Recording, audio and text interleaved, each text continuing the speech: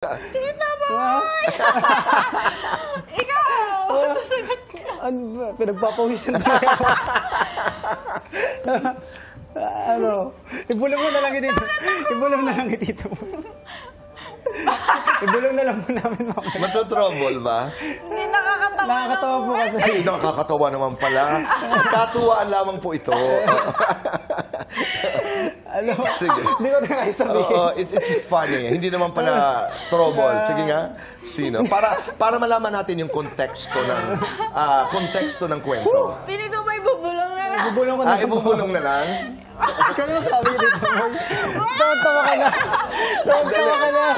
Oh, sige, ako naman dito, Boy. Sige. Sino ba? Baka sabihin mo rinig sa gabi. Iba ka na, iba ka. Ha? Si ano? Kaya natawa ko na last time, Tita. Paano ko nagselos? Kasi kinukurot.